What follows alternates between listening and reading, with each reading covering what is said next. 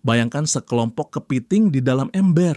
Saat satu kepiting mencoba memanjat ke tepi ember untuk keluar, kepiting lain malah menariknya kembali ke dasar. Inilah analogi sederhana dari mentalitas kepiting.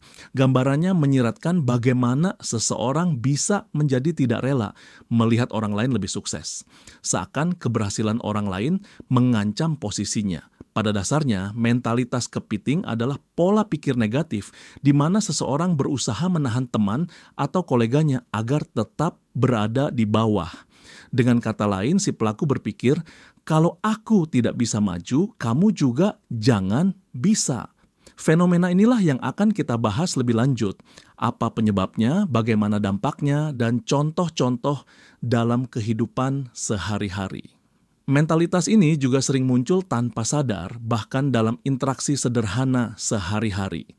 Saat kita mulai merasa terganggu oleh keberhasilan orang lain, itu bisa jadi pertanda bahwa kita sedang terjebak dalam cara berpikir kepiting. Tidak jarang hal ini dibungkus dengan dalih bercanda atau realistis, padahal sebenarnya melemahkan semangat orang lain. Ketika mentalitas ini dibiarkan tumbuh, ia bisa menjadi budaya yang menular. Dalam komunitas atau organisasi, pola ini membuat banyak orang enggan menonjol karena takut ditarik turun. Budaya ini membuat perkembangan jadi lambat dan kreativitas terhambat. Secara psikologis, mental ini bisa timbul karena kita sering membandingkan diri dengan orang lain. Jika seseorang kurang percaya diri, pencapaian teman bisa memicu rasa iri. Misalnya, saat melihat teman mendapatkan beasiswa, orang yang merasa belum berhasil mungkin berpikir, kenapa dia bisa sedangkan saya tidak?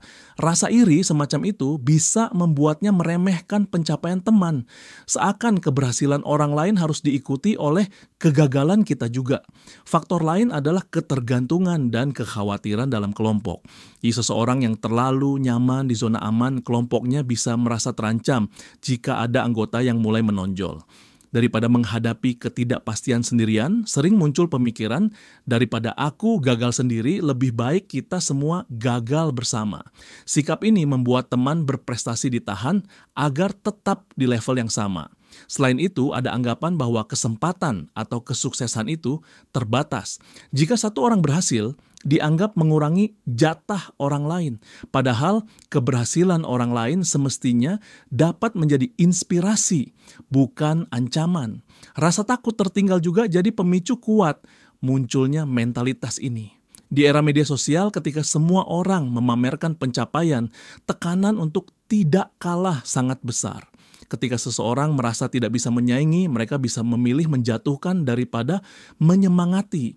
Lingkungan yang kompetitif tanpa empati juga memperparah. Jika kita tumbuh dalam budaya yang menilai orang dari hasil akhir semata tanpa menghargai proses, maka keberhasilan orang lain akan terasa seperti ancaman terhadap harga diri kita sendiri. Mentalitas kepiting merugikan semua pihak. Bagi pelakunya sendiri, pola pikir negatif ini membuatnya sulit berkembang. Energi dan waktu habis untuk menahan orang lain, bukan untuk fokus memperbaiki diri sendiri. Lama-kelamaan, teman dan kolega bisa bosan dengan sikapnya yang selalu meremehkan. Sebagai akibatnya, pelaku mungkin kehilangan dukungan sosial dan reputasi sebagai orang yang tidak mendukung orang lain. Bagi yang menjadi korban, mental kepiting dapat sangat mengecilkan hati. Semangat dan motivasi mereka bisa terkikis karena setiap pencapaian selalu disambut skeptis atau kritik. Kesempatan promosi, beasiswa, atau peluang penting lainnya bisa terlewatkan karena lingkungan tidak mendukung. Akhirnya, baik pelaku maupun korban sama-sama terjebak dalam stagnasi dan ketidakpuasan. Padahal dalam lingkungan yang sehat, keberhasilan seseorang malah memotivasi orang lain untuk maju bersama. Dalam jangka panjang, komunitas atau organisasi dengan mental ini akan sulit maju. Orang-orang hebat akan memilih pergi ke tempat yang lebih suportif. Akhirnya hanya yang biasa-biasa saja yang bertahan dan potensi kolektif tidak pernah tercapai. Yang lebih bahaya, generasi berikutnya bisa mewarisi pola ini. Anak-anak yang tumbuh dalam lingkungan penuh sindiran dan iri hati cenderung belajar bahwa menjegal orang lain itu wajar. Lingkaran ini akan terus berputar jika tidak diputus sekarang. Fenomena mental kepiting mudah ditemui dalam pergaulan sehari-hari, misalnya di antara teman atau keluarga. Jika ada sahabat yang mendapat beasiswa, ia seharusnya diberi ucapan selamat. Namun sering muncul komentar negatif seperti, "Wah, titipan siapa itu?" atau "hanya karena tampan cantik saja." Kalimat meremehkan semacam itu menunjukkan rasa tidak percaya terhadap perjuangannya. Akibatnya, si penerima beasiswa bisa merasa tidak dihargai dan tersinggung karena usahanya disulap menjadi bahan cemoohan, bukan apresiasi. Di media sosial dan masyarakat luas, mental kepiting juga tampak nyata. Saat seseorang memamerkan pencapaian, misalnya foto wisuda atau kenaikan jabatan, tidak sedikit komentar sinis bermunculan. Ada yang menuding, "Pasti bayar ya," atau meremehkan dengan "jangan kepedean, biasa saja itu." Sikap-sikap seperti ini bukan sekadar kritik, ia mencerminkan rasa iri. Sebaliknya, idealnya kita saling mendukung. Budaya "jangan sombong" yang seharusnya menghindarkan kita dari kesombongan, sayangnya kerap disalahpahami dan berubah jadi alasan untuk menahan teman agar tidak terlalu menonjol. Contoh lainnya terjadi di sekolah. Ada siswa yang menonjol di bidang akademik atau seni, namun malah dijauhi oleh teman sekelasnya. Mereka dikatai sok pintar, padahal ia hanya sedang mengejar mimpinya.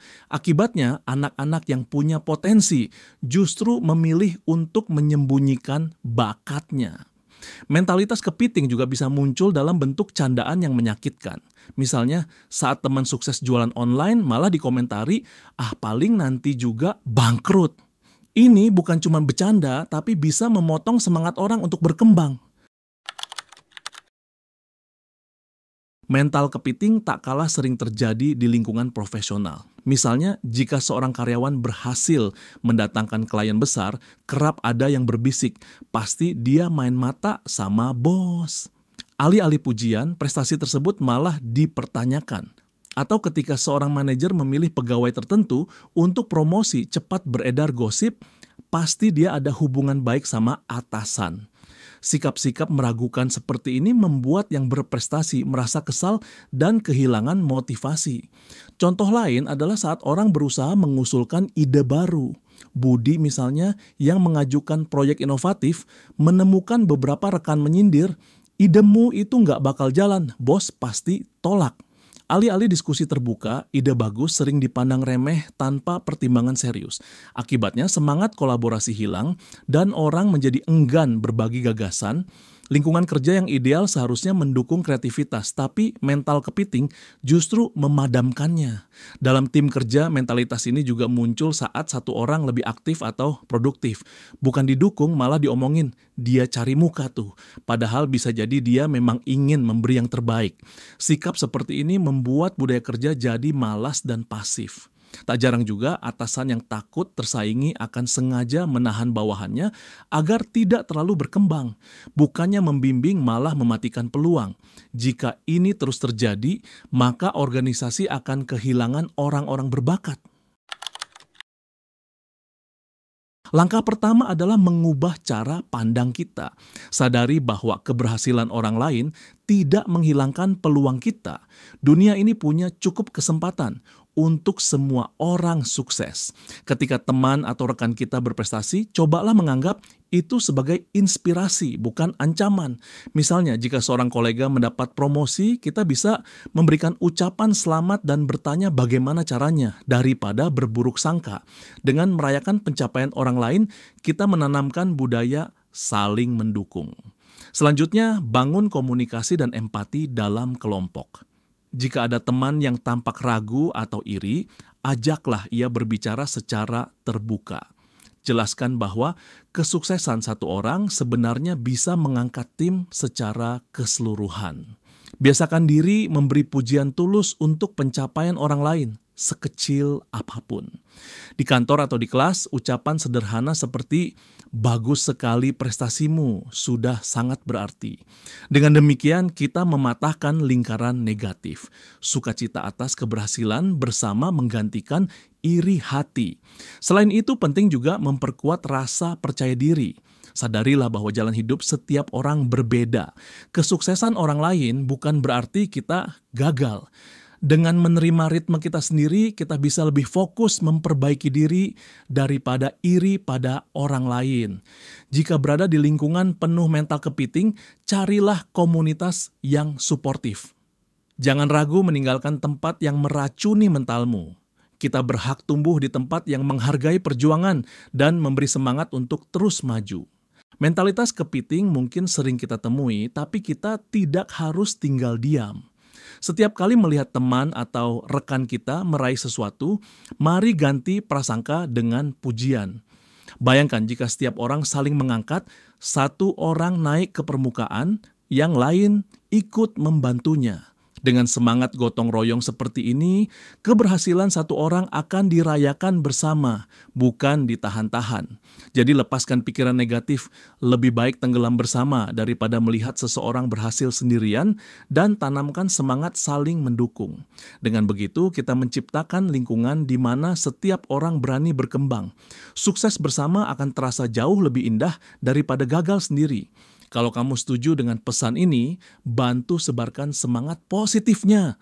Tekan tombol like, tulis pendapatmu di kolom komentar, dan jangan lupa subscribe untuk konten reflektif dan inspiratif lainnya. Kita tumbuh bersama, bukan saling menjatuhkan.